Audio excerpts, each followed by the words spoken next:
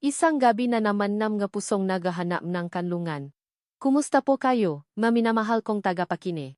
Samahan niyo po ako muli sa isang paglalakbay na susubo sa ating pananaw tungkol sa tunay na kahulugan ng pag-ibig. Sabi nila, ang pag-ibig ay para lamang sa dalawang tao. Ngunit paano kung ang pinakadakilang pag-ibig ay hindi lang tungkol sa pagsasama, kundi sa pagsasakripisyo para sa isang bagay na mas malaki pa sa inyong dalawa? Paano kung ang pag-ibig na iyon ang siyang magiging tanging alon ng pag-asa para sa isang mundong unti-unting nalulunod sa kadiliman? Ito ang kwento ni Mayari sa ating serye, Ang Alon ng Pag-ibig at Paasa. Music swells slightly then fades, leaving only the sound of gentle, sad waves. Sa ilalim ng lup ng Maynila, may isang uri ng kamatayan na hindi nakikita ng nga nasa ibabaw. Hindi ito marahas. Hindi ito mabilis. Isa itong mabagal na pakalason, isang itim na kamanda na gumagapang sa bawat sulok ng dating paraiso. Para kay Mayari, isa itong araw-araw na pagluluksa. Dati, ang kanyang tahanan ay isang hadin ng kulay. Ngayon, ang nakikita na lamang niya ay maanino at abo. Hinaplos niya ang isang malaking korales, ang balat nito ay magaspang at malami na parang buto. Dati, ito ay kulay rosas at lilang puno ng buhay, tahanan ng daan-daang maliliit na isda. Ngayon, isa na lamang itong puting bangkay sa ilalim ng madilim na tubig. Ang kanyang buho, na dati kulay ngang pinakamasiglang halamang dagat, ay tila nawalan na rin ng kislap.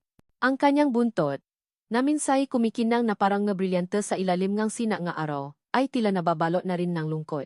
Wala na ang makaibigan niyang pawikan na masayang nakikipakarera sa kanya. Wala na ang makawan ng sardinas na sumasayaw na parang pila na ulap. Wala na.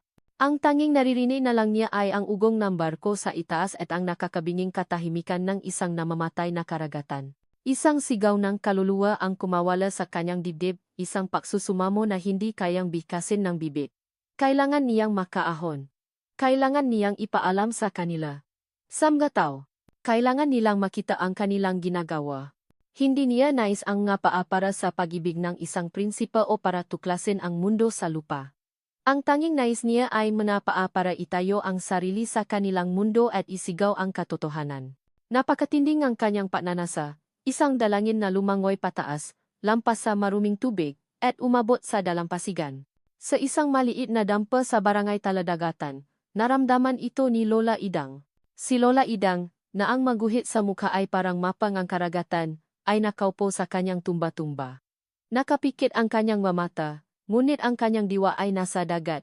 Naramdaman niya ang pihati ni Mayari, ang dalisay na pagnanasa ng sirena na minsan nang naglitas sa kanyang buhay nung siya ay isang dalagita pa lamang. Isang utang na loob na hinding-hindi niya malilimutan. Ngayong gabi, bilo ang buwan. Ito na ang panahon. Dahan-dahang tumayo si Lola Idang. Ang bawat kilos ay may bigat na maraming taon, ngunit ang kanyang mamata ay may determinasyon. Dinala niya ang isang maliit na lampara at naglakad patungo sa isang lihim na bahaging gabaybayin, sa isang po na tinatawa na dapitan ang batong takpuan, kung saan ayon sa alamat ay pinakanipis ang harang sa pagitan ng mundo ng tao at ng dagat. Pagdating doon, ipinatong niya ang kanyang nangingini na kamay sa ibaba ang tubig na hinahalikan ng sina ng buwan. Bumikas siya ng isang sinaunang dasal. Nga salitang kasing tanda ng nga alon. O, diwatang ang karagatan, dinggin mo ang aking panalangin. Ang buhay na ipinahiram mo sa akin, isang bahagi nito ay inaalay ko sa iyo ngayon. Ipakalo mo sa iyong anak na si Mayari ang mapaang kanyang minimiti. Naway maging tulay siya sa ating dalawang mundo. Naway maging tinik siya ng iyong nga hinaing. Sa ilalim ng dagat, naramdaman ni Mayari ang isang kakaibang init. Mula sa dulong kanyang buntot, isang nakakapasong liwana ang nagsimulang gumapang. Tila libo-libong na babagang karayom ang sabay-sabay na tumutuso sa kanyang laman. Napahiyaw siya, ngunit walang tunog na lumabas, magabula lamang ng hangin. Nakita niya ang kanyang magagandang kaliskis na dahan-dahang natutunaw. Nagiging liwanag, nawawala sa kadiliman. Ang sakit ay hindi may larawan.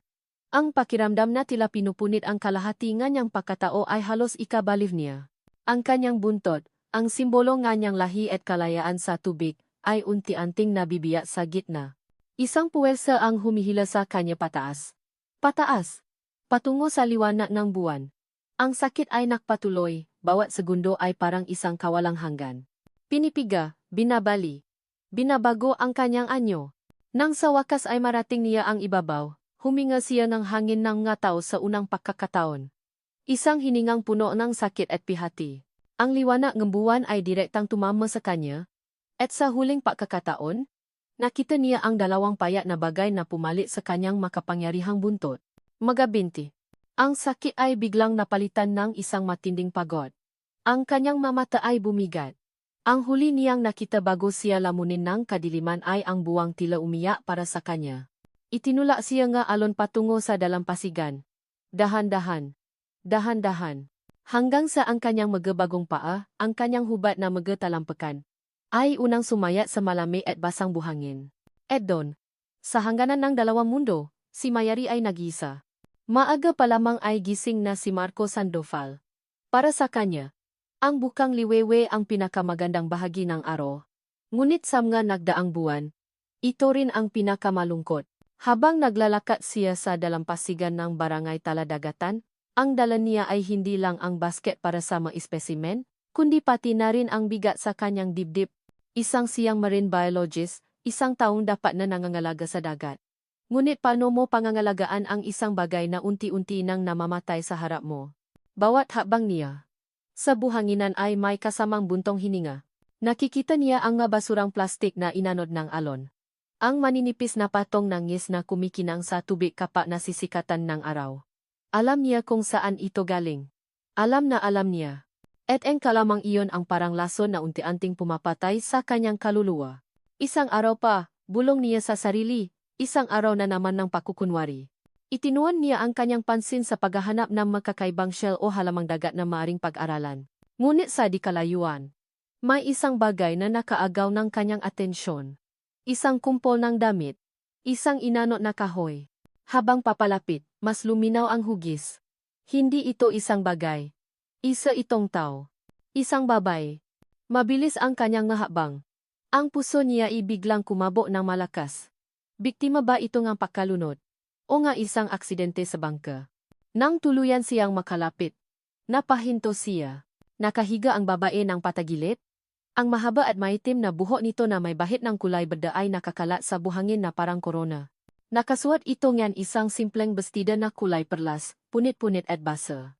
Ngunit ang pinakanapansin niya ay ang hubad nitong nga paa maputla at tila hindi pa nasasayaran ngang lupa kailanman. Dahan-dahan siyang lumuhod sa tabi nito. Miss, ayos ka lang ba? Walang sagot. Hinawakan niya ang pulso nito. May tibok pa, ngunit mahina. Huminga siya ng maluwag. Buhay pa ito. Iniharap niya ang babae ng maingat. At sa sandaling iyon, tila huminto ang pag-ikot ng mundo ni Marco. Ang mukha ng babae ay may isang kakaibang ganda, isang gandang hindi niya pa nakikita kailanman. Ang kanyang mapili mata ay mahahaba, ang kanyang malabi ay maputla ngunit perpekto ang hugis. Kahit walang malay, may bakas ng kalungkutan sa mukha nito, isang pihati na tila mas malalim pa sa karagatan. Sino siya? Taga saan siya? Mabilis siyang nag-isip. Hindi niya ito maring iwan dito. Dinala niya ito pabalik sa kanyang maliit na kubo sa tabing dagat, ang kanyang pansamantalang laboratorio at tahanan. Maingat niya itong inihiga sa kanyang papa. Kumuha siya ng malinis na bimpo at tubig, at marahan niyang pinunasan ang mga bahid ng buhangin at alat sa mukha nito. Napansin niya ang nagasgas sa magabinti at paa nito. Magagasgas na tila bago. Kumuha siya ng first aid kit at maingat na nilinis at ginamot ang masugat. Habang ginagawa niya iyon, hindi niya maiwasang mapatiti sa babay. May isang misteryo sa kanya, isang hiwagang humihila sa kanya papalapit. Ilang oras ang lumipas. Patuloy siya sa kanyang trabaho, sinusuri ang mga water sample na nakuha niya kanina. Ngunit ang kanyang mamata ay laging bumabalik sa babaeng natutulo. Hanggang sa gumalaw ito. Dahan-dahan nitong iminulat ang kanyang mga mata. Mga matang kulay ng daga sa pinakamalalim nitong bahagi. Nang makita siya nito, isang iglap mentakot ang dumaan sa mga matang iyon. Sinubukan nitong bumangon, ngunit halatang nanghina pa. Huwag kang matakot, mahinahong sabi ni Marco. Itinaas ang kanyang kamay para ipakita na wala siyang masamang intensyon. Nakita kita sa dalampasigan. Wala kang malay. Hindi ito sumagot. Tinitigan lang siya nito. Ang mga mata ipunong kampakalito at paalinlangan. Tumingin ito sa paligid, sa mga gamit niya sa aham, sa mga libro, at pagkatapos ay sa sarili nitong nga paa. Isang kakaibang emosyon ang dumaan sa mukha nito, pagtataka, sakit, at determinasyon. Bigla itong kumilos. Pilit nitong itinayo ang sarili. Ngunit ang nga binti nito'y tila hindi sanay, parang sa isang sanggol na natututong maglakad.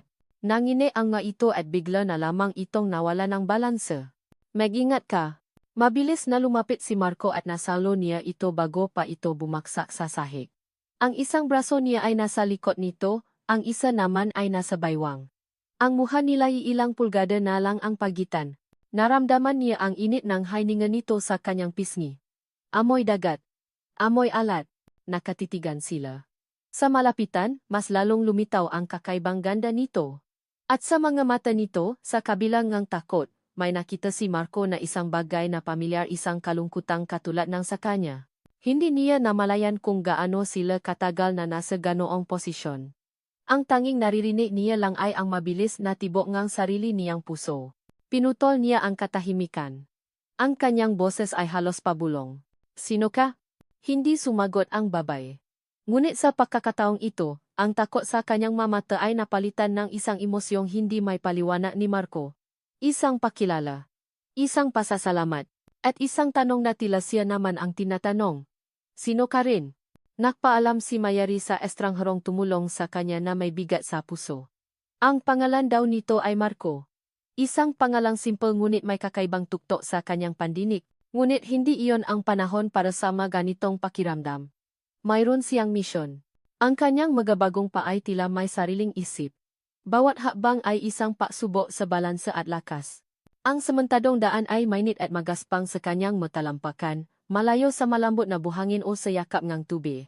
Ang ingay nga sasakyan at sigawan ng matao ay parang martilyong pumupukpok sa kanyang sentido, isang kabaliktaran ng marahan at payapang himig ng ilalim ng dagat. Sa wakas, natunto niya ang maliit na dampa ni Lola Idang. Nadatnan niya itong nakaupo sa labas, nagayos ng sirang lambat. Nang makita siya ni Lola Idang, isang ngiti ang sumilay sa ngalabi nito, ngunit hindi niyon naitago ang kaputlaan at panghihina sa kanyang mukha. Mayari. Apo. Bating matanda. Ang boses ay mas mahina kaysa dati. Lola Idang, sagot ni Mayari, ang boses niya ay nangingini. Lumapit siya at niyakap ang matanda. Sa yakap na iyon, naramdaman niya ang nabawas na lakas ng kanyang tagapagligtas. Isang matinding kiro ng pasasalamat at pagkakasala ang sabay na tumusok sa kanyang puso. Ayos ka lang ba? Tanong ni Mayari. Hinahaplos ang likod ng matanda. Tumango si Lola Idang, kasabay ng isang mahinang ubo. Huwag mo akong alalahanin. Ang mahalaga ay narito ka na. Nagsisimula na ang iyong laban. Pinalakas ni Mayari ang kanyang loop. Kinabukasan, isinagawa niya ang unang hakbang ng kanyang misyon. Natungo siya sa palengke ng isda, kung saan nakukumpulan ang mga mangingisda. Ang hangin ay puno ng amoy ng alat at isda, isang amoy na dati pamilyar ngunit ngayon may halong amoy ng polusyon at pagkabulok. Makinig po kayo sa akin. Simula niya, ang boses ay nanginginig sa kaba. Ang ating dagat ay namamatay. Ilang pares ng mata ang lumingon sa kanya. Mga matang pagod at puno ng pagalinlangan. Ang makorales. Sila po ay nagiging mabuto na lamang. Ang maisda. Nawawala na sila. Ang tubig. Nilalason po ito. Isang mangingisdang may malaking tiyan at makapal na bigote ang tumawa ng malakas. Ano bang pinagsasasabi mo, Ineng? Baka nabibilat ka lang masyado sa araw. Nagtawanan ang iba. Toto po ang sinasabi ko. Giit ni Mayari, ang kanyang boses ay tumaas. Namumula po sa malaking pabrika sa dulong ating baybayin. Nakita ko po? Nakita mo? Tanong ng isa pa, may halong pang-uyam. Paano mo naman nakita? Sumisik ka ba, miss? Muli silang naktawanan. Tinalikuran siya nga ito, bumalik sa kanilang nga gawain, na parabang isa lamang siyang hangin na dumaan. Pakiramdam ni Mayari ay para siyang sinampal. Bakit ayaw nilang maniwala? Hindi ba nila nakikita ang unti-unting pakawala ng kanilang huli? Hindi siya sumuko. Lumapit siya sa matindera, sa manamimili, sa mabatang naglalaro. Isa lang ang reaksyon ng lahat. Pagtataka, pagwawalang bahala, at minsan, awa. Isang babaeng maganda ngunit tila wala sa sarili. Iyon ang tingin nila sa kanya. Napagod ang kanyang nga paa at ang kanyang puso. Naglakad siya palayo sa palengke at walang malay na napatpat sa tapat ng napakalaking tarangkahan ng Sandoval Industrial. Mula doon, amoy na amoy niya ang kemikal. Isang amoy na pamilya sa kanya. Ang amoy ng kamatayan. Isang malaking tubo ang nakatutok sa dagat, at kahit mula sa malayo, nakikita niya ang maitim na likidong dumadaloy mula rito, kumakalat na parang isang masamang panaginip sa tubig. Naramdaman niyang may namumuong luha sa kanyang mga mata. Napaupo siya sa isang malaking bato sa dalampasigan. Niyakap ang kanyang nga tuhod. Ganito ba kahirap? Ganito ba kamanhid ang nga tao? Ang kanilang pag-asa, ang kanilang buhay, ay unti-unting sinisira. Ngunit tila bulak sila. Mukhang mahirap ang araw mo. Napalingon si Mayari. Nakatayo sa di kalayuan si Marco, may hawak na 2 boteng tubig. Lumapit ito at umupo sa tabi niya, hindi masyadong malapit para bigyan siyang espasyo. Inabot nito ang isang bote sa kanya. Tinanggap niya ito. Salamat. Nakita kita sa palengke kanina, sabi ni Marco. Ang boses ay malumanay. Narinig ko ang sinabi mo. Hindi umimik si Mayari. Tumingin lang siya sa dagat. Naniniwala ako sayo. Pagpapatuloy ni Marco. Napatingin si Mayari sa kanya, may pagtataka sa kanyang nga mata. Bakit? Dahil marine biologist ako, sagot ni Marco, isang malungkot na ngiti ang sumilay sa kanyang labi. At dahil araw-araw, nakikita ko sa aking nga datos ang katotohanan ng sinasabi mo. Ang hindi ko lang maintindihan ay kung paano mo nalaman. Bago pa man makasagot si Mayari, isang malakas na tunog ang sirena ang pumailan lang mula sa dagat. Isang tunog ng alarma. Pareho silang napatayo. Mula sa maliit na pantalan, nakita nila ang isang grupo ng mangingisda na namamadaling tumatakbo pabalik sa dalampasigan. Ang kanilang mamukha ay puno ng takot at pagkasuklam. Diyos ko! Ang mga isda. Sigaw NG Isa. Patay lahat. Lahat sila. Sigaw ngang isa pa. Nakatinginan sina Mayari at Marco. At sabay na tumakbo patungo sa pinangyayarihan. Ang kanilang nakita ay isang tanawing hinding-hindi nila malilimutan. Sa dalampasigan, malapit sa mismong tubo ng pabrika, daan-daan, marahil libo-libong isda ang nakalutang, ang kanilang nga puting tiyan ay nakaharap sa langit. Ang pampang ay naging isang malawak na libingan ng nga nilalang ng dagat. Ang masangsang na amoy ay nakakasulaso. Ang nga mangingisdang kanina lang ay pinatatawanan si Mayari ay nakatayo ngayon doon, hindi makapaniwala, ang kanilang nga mukha ay puno ang pangingilabot. Ang katotohanan ay hindi na isang kwento. Isa na itong bangkay sa kanilang harapan. Tumayo si Marco sa gitna ng tanawing iyon na parang isang estatwa. Ang kanyang nga kamao ay nakakuyom ng mahigpit sa kanyang tagiliran. Ang pangingilabot sa kanyang mukha ay mabilis na napalitan ng isang matinding galit, isang galit na matagal na niyang kinikimkim. Nakita niya ang bunga ng kasakiman, ang resulta ng pagkukunwari. Ito na iyon. Ito na ang pruweba na hindi may tatanggi ni numan. Ngunit ang galit ni Mayari ay iba. Hindi ito tahimik. Ito ay isang nag-alap na apoy. Ang kalungkutan sa kanyang nga mata ay naging parang nakidlat. Ang pihati ay naging purong kapusukan. Nakita niya ang kanyang nga kaibigan, ang kanyang nga kapatid, na walang buhay na nakahandusay sa buhangin. Ang bawat patay na isda ay isang saksa sa kanyang puso. Hindi na siya nagisip. Tumakbo siya. Ang kanyang nga paa, na kanina lang ay hirap, ay tila nakaroon ng sariling lakas, itinulak ng nagumapaw na emosyon. Nilakpasan niya ang nga natutulalang mangingisda. Nilakpasan niya si Marco na sumisigaw ng kanyang pangalan. Ang tanging nakikita niya ay ang malaking tarangkahan ng Sandoval Industrial. Ang halimaw na lumuluno sa kanyang tahanan. Mga mamamatay tao. Sigaw niya, ang kanyang boses ay basa ngunit malakas, puno ang sakit at akusasyon. Lumabas kayo diyan. Tingnan ninyo ang ginawa ninyo. 2 gwardiya ang mabilis na lumabas mula sa gate. Ang kanilang mamukha ay walang emosyon. Umalis ka dito, miss. Bawal dito. Bawal? Tumawa si Mayari ng walang saya. Bawal akong tumayo dito pero pwede kayong pumatay ng dagat? Pwede kayong lasunin ang aming pakain? Ang aming buhay? Wala kaming alam sa sinasabi mo, sabi ng isang gwardiya, hahabang sana para itulak siya. Huwag ninyo akong hahawakan. Sigaw ni Mayari, itinuro ang dalampasigan na puno ng patay na isda. Iyan. Iyan ang katibayan. Kayo ang may gawa niyan. Mga duwag. Natatago kayo sa likod ng mga pader na iyan habang sinisira ninyo ang lahat. Nakumpulan na ang makatao sa likod niya. Ang nga mangingisdang kanina lang ay nagdududa, ngayoy nakatingin sa pabrika ng may bagong tuklas na galit sa kanilang mga mata. Ang personal na trahedya ay naging isang kolektibong hinaing. Wala kang pruweba, miss. Gulo lang ang ginagawa mo, sabi ng pangalawang gwardiya, at mabilis na hinawakan ang braso ni Mayari para kalatkarin ito palayo. Bitawan mo ako. Papupumiglas ni Mayari. Ngunit bago pa man makalayo ang gwardiya, isang kamay ang pumigil sa kanya. Si Marco. Sinabi niyang bitawan mo siya, sabi ni Marco. Ang kanyang boses ay kalmado ngunit may bigat na nakakatakot. Ang kanyang mata ay nakatitik sa kamay ng gwardiya na nakahawak kay Mayari. Nagulat ang gwardiya. Sa Marco. Anong ginagawa niyo dito? Hindi pinansin ni Marco ang tanong. Inalis niya ang kamay ng gwardiya sa braso ni Mayari at marahang inilagay si Mayari sa likod niya, na parang isang kalasa. Hinarap niya ang dalawang gwardiya at ang papalapit na hepeng seguridad. Tama na, Mariing sabi ni Marco.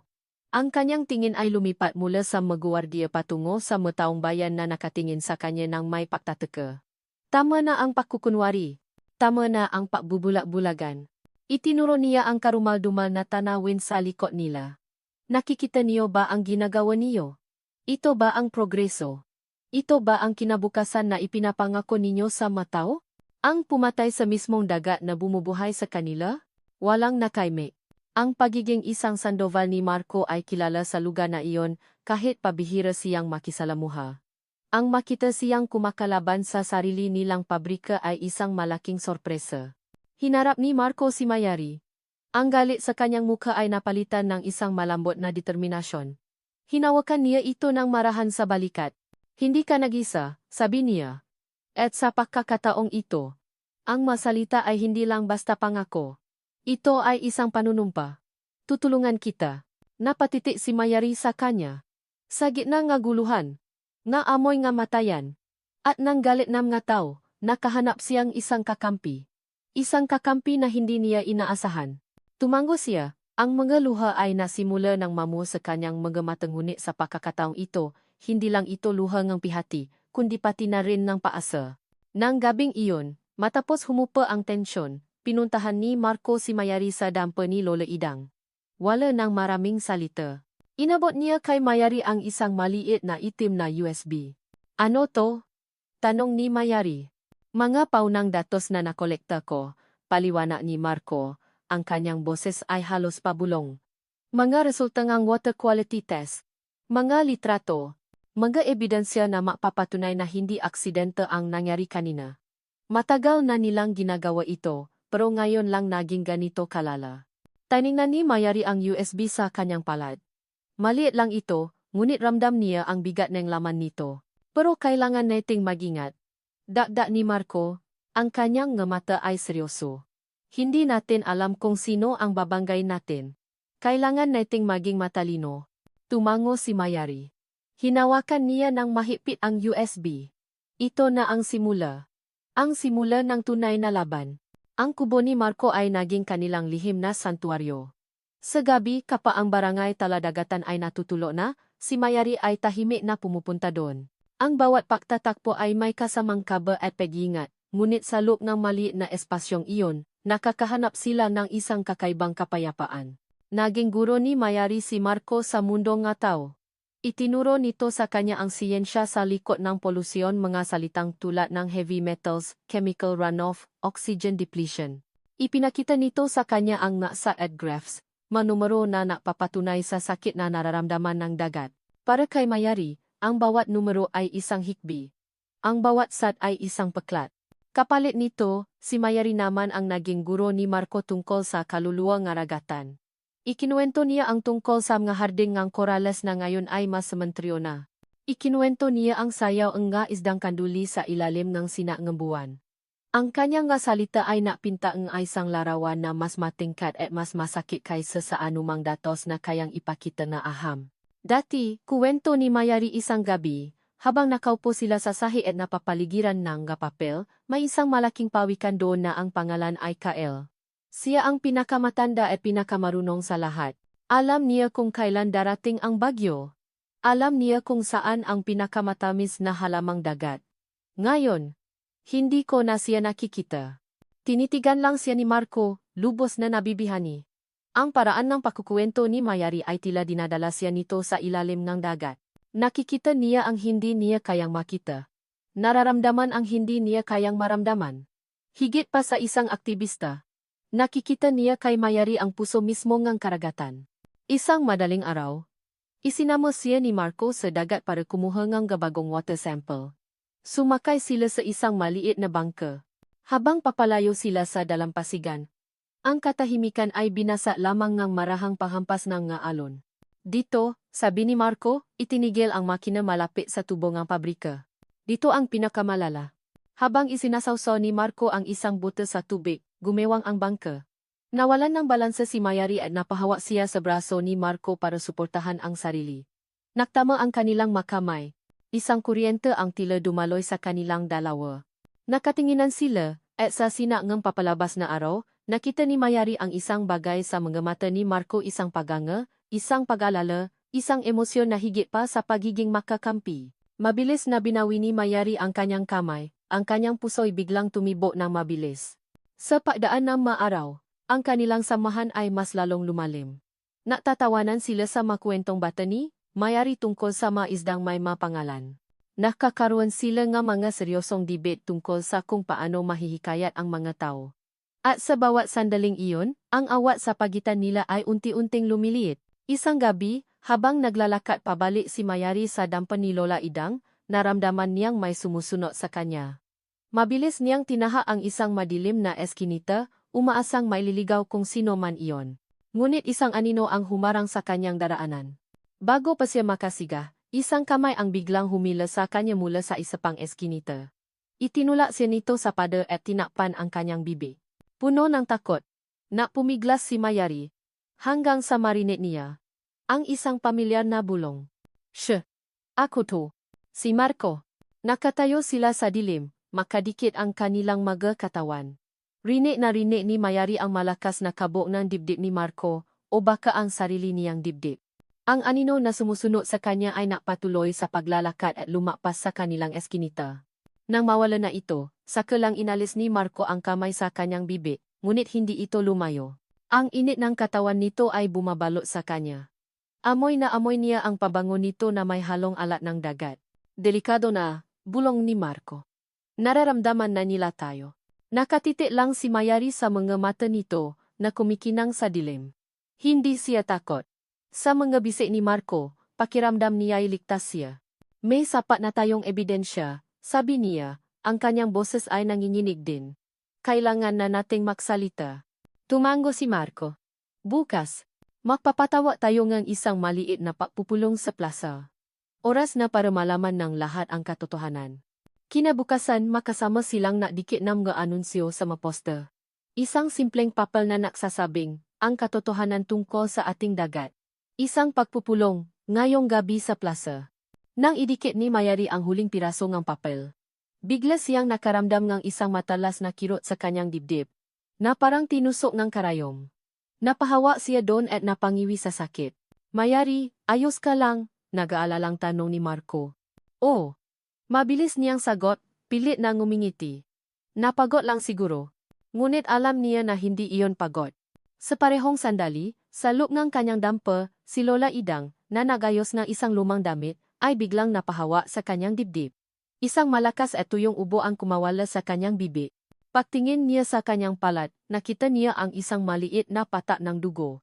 Isang patak na pula, na parang isang babala. Ang presyong gawa salita ay nagsisimula ng maningil. Sa loob ng malawa at malamig na opisina ng Sandoval Industrial, nakatayo si Don Ricardo Sandoval habang nakatanaw sa bintanang salamin. Mula doon, kitang-kita niya ang buong barangay Taladagatan at ang malawak na karagatan. Para sa kanya, hindi ito isang tanawin ng ganda, kundi isang tanawin ng kapangyarihan, isang teritoryo na kanyang pag-ari. Ang kanyang hepa ang seguridad ay nakatayo sa kanyang likuran, nagulat. At ayon po sa ating mga tauhan, Sir, ang babaeng nangangalang Mayari at ang anak ninyong si Sir Marco ang nasa likod ng pagpupulong mamayang gabi. Bahagyang lumingon si Don Ricardo, isang kilay ang tumaas. Ang anak ko, may bahid ng pagkadismaya sa kanyang boses, ngunit hindi pagkagulat. Akala ko ay abala siya sa kanyang nga isda at Seychelles. Mukhang nahikayat po siyang babae. Sir, sagot ng hepe. Muling humarap sa bintana si Don Ricardo. Isang babaeng walang pinanggalingan. Isang balih na sumisiga tungkol sa namamatay na dagat. At ang anak ko, ang tagapamana ko, ay nakpapadala sa kanya. Isang mapalang tawa ang kumawala sa kanyang lalamunan. Hayaan niyo sila sa kanilang maliit na dula-dulaan. Bigyan niyo kaunting panggulo ang kanilang matagasuporta. Isang maliit na paalala kung sino talaga ang may hawak ng lugar na ito. Masusunod po, sir. Sabi ngang hepe, at tahimik na umalis. Naiwang mag-isa, kinuha ni Don Ricardo ang kanyang baso ng whisky. Tinitigan niya ang dagat na may halong galit at pakasuklam. Ito ang dagat na kumuha sa kanyang asawa. Ang dagat na pilit na kinukuha ang atensyon ng kanyang anak. Hindi niya hahayaang manalo ito. Samantala, sa kubo ni Marco, hindi siya mapakali. Alam niya kung paano mag-isip ang kanyang ama. Alam niya na hindi nito hahayaan na lang ang kanilang ginagawa. Mayari, kailangan nating mag-ingat mamaya, sabi niya, habang inaayos nila ang mga papel na ipapakita. Ang ama ko, hindi siya titigil hanggat hindi niya nakukuha ang gusto niya. Anong klaseng tao ba ang ama mo? Tanong ni Mayari, ang kanyang boses ay seryoso. Napabuntong hininga si Marco. Isang taong nasaktan. Isang taong naniniwala na ang tanging paraan para hindi na muling masaktan ay ang kontrolin ang lahat sa paligid niya. Kasama na ang kalikasan. Hindi na natanong pa si Mayari. Nakita niya ang sakit sa mga mata ni Marco. Kinahapunan, kumalat ang balita sa palengke.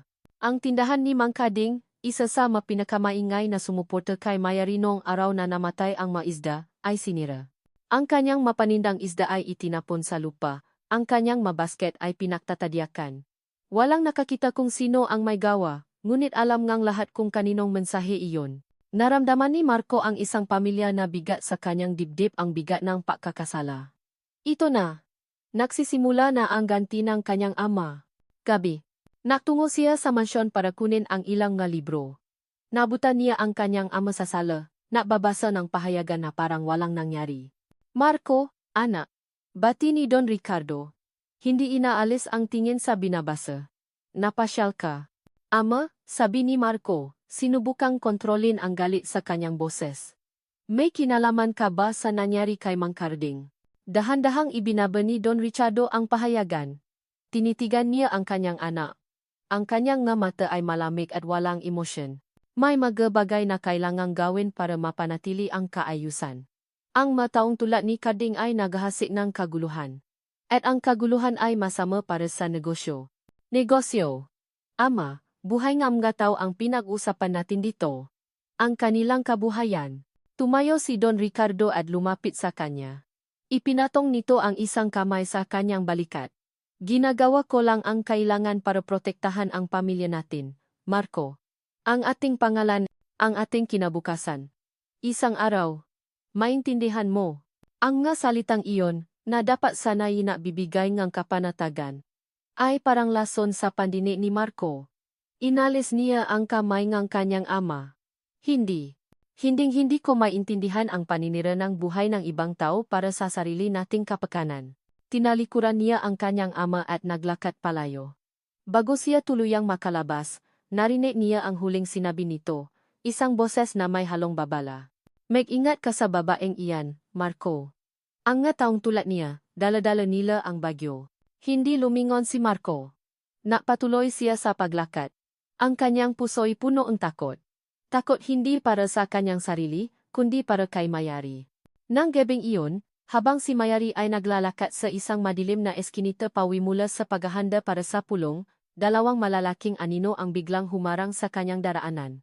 Ang kanilang ngamuha ay hindi niya maaninak sa dilim, ngunit ramdam niya ang kanilang masamang intensyon. Mukhang naligaw ka, miss, sabi ngang isa. Ang boses ay magaspang. Umatras si Mayari, ang kanyang puso'y kumakabo na parang tambol. Walang ibang tao sa paligid. Ang tanging naririnig niya ay ang sarili niyang hininga at ang marahang pagampas ng alon sa di kalayuan. May nakpadala sa amin, sabi ng pangalawa, humahabang papalapit. Isang malit na mensahe lang daw. Itigil mo na ang ginagawa mo. Umatras si Mayari hanggang sa maramdaman niya ang malamig at magaspang na pader sa kanyang likuran. Wala na siyang maatrasan. Ang dalawang lalaki ay dahan-dahang lumalapit, ang kanilang nga anino ay tilam nga dambuhalang halimaw sa dilim.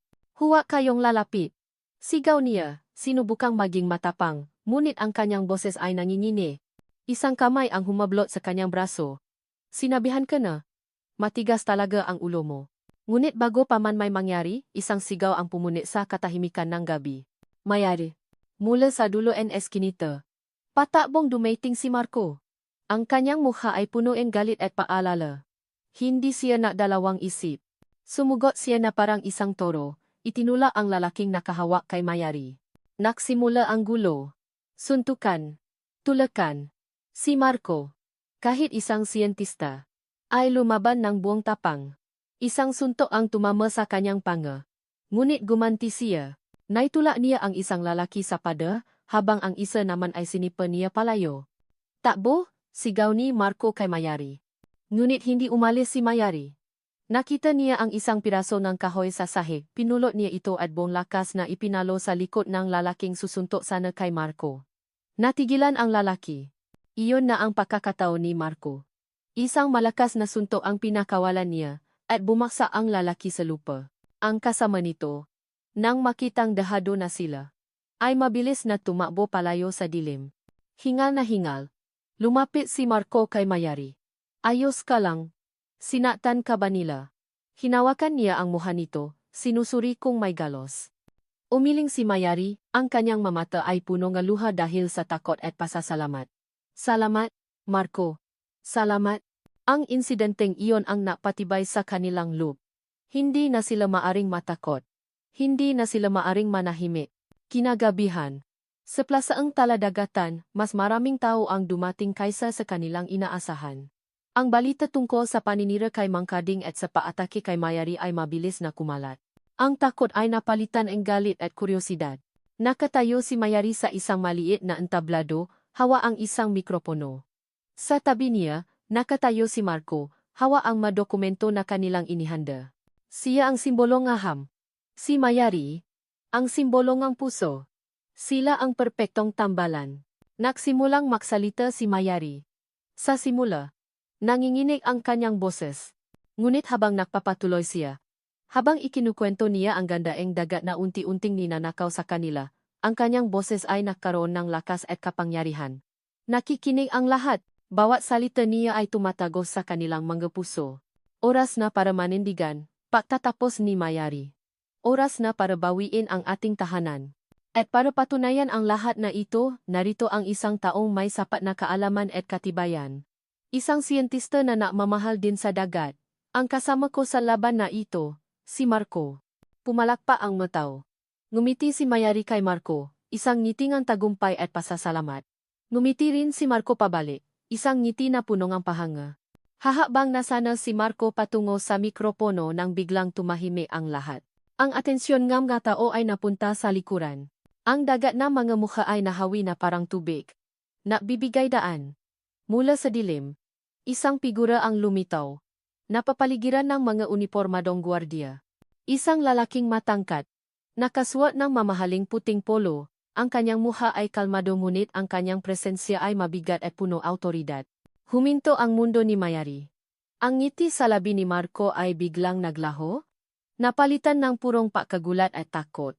Ang lalaki ay nagpatuloy sa paglalakad hanggang sa makarating ito sa harap ng entablado. Tumingin ito, hindi kay Mayari, kundi diretso sa mga mata ni Marco. Isang tinging may halong pagkadismaya at pagmamayari. Hindi may paliwanag ni Mayari ang nangyayari. Bakit siya tinitingnan ng ganon? Sino ang lalaking ito? Narinig niya ang isang salita mula sa bibig ni Marco, isang salitang mahina, halos pabulong, ngunit sa katahimikan ng gabi, ito'y umalingaw na parang isang kulo. Ama? Ama. Ang salitang iyon ay parang isang punyal na bumaon sa puso ni Mayari. Napatingin siya kay Marco, na ngayon ay namumutla at hindi makatingin sa kanya. Pagkatapos ay tumingin siya sa lalaki si Don Ricardo Sandoval. Ang may-ari ng pabrika, ang kalaban, ang halimaw sa kanyang nga kwento. Ang tingin ng lahat ng tao sa plaza ay nakpapalipat-lipat. Mula kay Mayari patungo kay Marco, at sa wakas, kay Don Ricardo. Ang pag-asa at pagkakaisa kanina lang ay biglang napalitan ng pagkalito, hinala, at panlilinlang. Tumingin si Mayari kay Marco. Nahahanap ng sagot, ng paliwanag, ng kahit anong magsasabing hindi totoo ang kanyang iniisip. Ngunit ang nakita lang niya ay ang pagkakasala sa mga mata nito. Ang lalaking kanyang pinagkatiwalaan. Ang lalaking kanyang sinimulang mahalin. Ang lalaking kasama niya sa laban. Ay anak palang kanyang pinakamalaking kaaway. Para kay Mayari, ang sumunod na mga segundo ay isang bangungot na gumagalaw sa mabagal na paraan. Ang mukha ni Marco, napuno ng pagkakasala. Ang mapanuyang ngiti sa labi ni Don Ricardo. Ang ngabulungan ng ngataw na parang ngabubuyo na umugong sa kanyang tainga. Anak siya ni Don Ricardo? Niloko lang pala tayo. Makasapvat sila. Hindi na niya kaya. Ang hangin ay biglang naging mabigat at mahirap hinggahin. Tinalikuran niya ang lahat at tumakbo. Walang direksyon. Walang patutunguhan. Ang tanging gusto niya ay makalayo. Mayari. Sandali. Narinig niya ang sigaw ni Marco sa kanyang likuran, ang ngayapa nitong humahabol sa kanya. Mas lalo pa niyang binilisan ang takbo, tinaha ang daan pabalik sa dalampasigan. Ang tanging lugar na sa tingin niya ay maunawaan ang sakit na kanyang nararamdaman. Naabutan siya ni Marco sa mismong pampang. Hinawakan nito ang kanyang braso para pigilan siya. Mayari, pakinggan mo ako. Pagmamakaawa ni Marco, hingal na hingal. Magpapaliwanag ako. Paliwanag? Humarap si Mayari sa kanya, ang ngaluha ay malayang dumadaloy sa kanyang nga pisngi. Ang kanyang boses ay puno ng sakit at galit. Anong paliwanag, Marco? Na ang taong tinuring kong kakampi ay kadugongang halimaw na sumisira sa tahanan ko? Bakit, Marco? Bakit ka nagsinungaling? Hindi ako nagsinungaling. Giit ni Marco.